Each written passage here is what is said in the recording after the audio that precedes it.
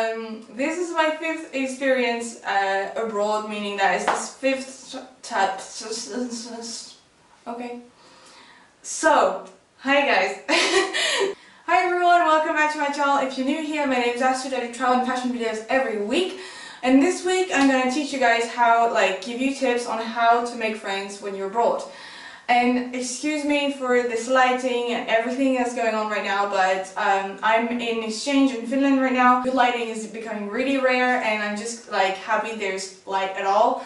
And I'm sorry that it's probably not looking the best right now, but this is all I can do.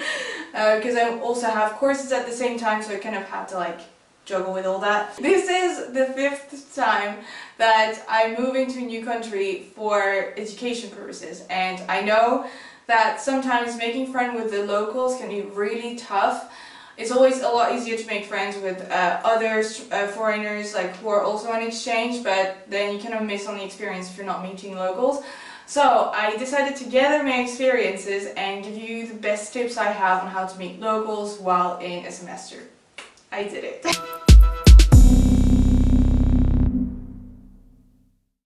So, first tip is to get out of your comfort zone, and by that I mean get out of the Erasmus group. I know it's so tempting. In the Erasmus group you have all kind of cultures, all kind of nationality, and because everyone is kind of alone, everyone's kind of happy to meet, whereas the locals, they already have their friends, so they don't really care. So I completely understand that, but you really have to get out of the Erasmus group.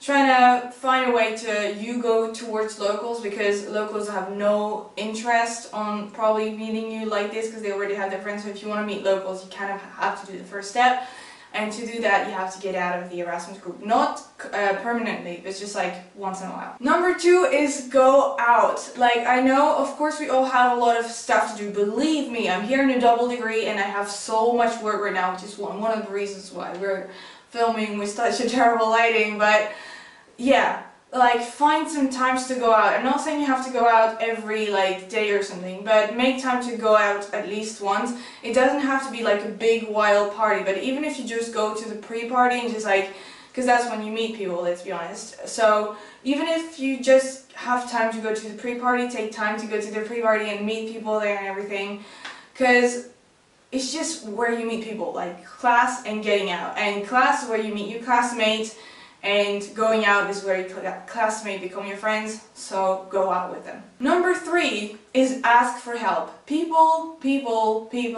If you need help, ask for help. Don't ask Google. Ask random people, you know? And more than likely, they'll be happy to help, especially if you have culture-related problems.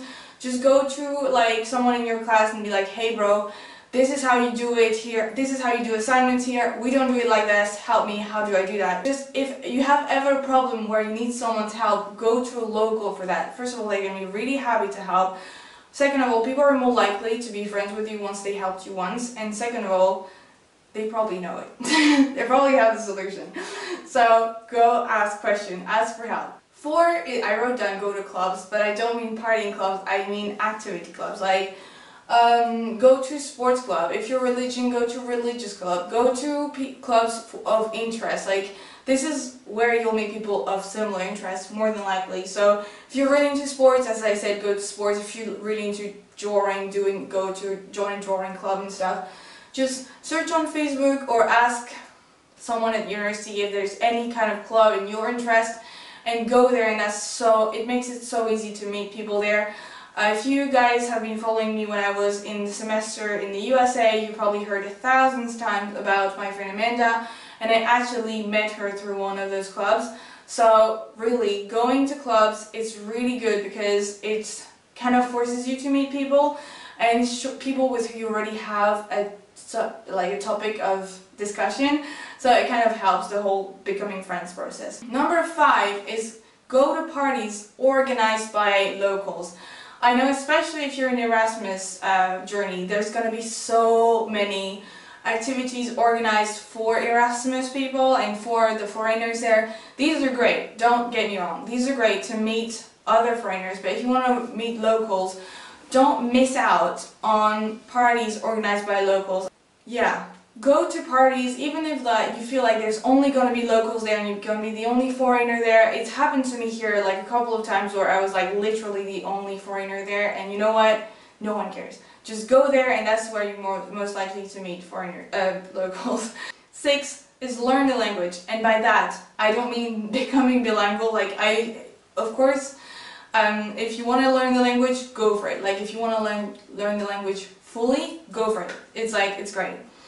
But what I mean is, even if you know you don't want to learn this language in a like bilingual level, still learn the basics, simply because this is like, it shows interest in them. But like basic stuff, and then when they see you use it, like they encourage you to use more, they teach you more, and it kind of like starts a real conversation, and also like they'll be happy to see that you're making an effort to understand the culture, and that's a big help. Number 7, understand that if you have met someone here, a local I mean, it's your job to it's your job to keep up with the conversation.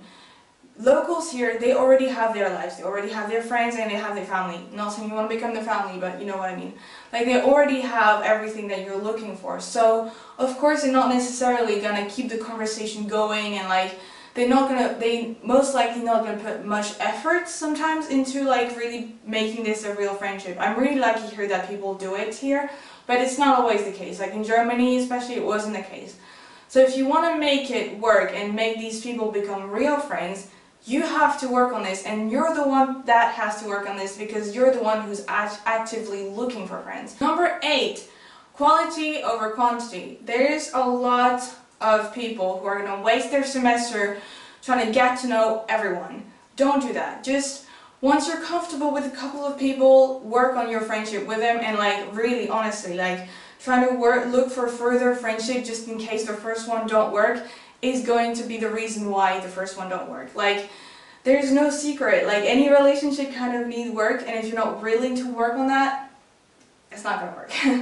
Tip number 9 is that if it's a shy culture like it's here in Finland, start with the local foreigners. For example, here, people who are not Finnish but who have lived in Finland their whole year.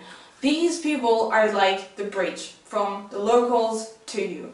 From you to locals. You know, they understand you because they are foreigners, but they understand the locals because they've always been living here. They know that they are also the locals. They're the best of both worlds. So if you're really struggling to meet locals, my advice is try to talk about it to a foreigner that lives here for a long time, because they're going to be able to give you tips on how the culture works. They're going to maybe let you meet people because they understand more the struggle than probably others do.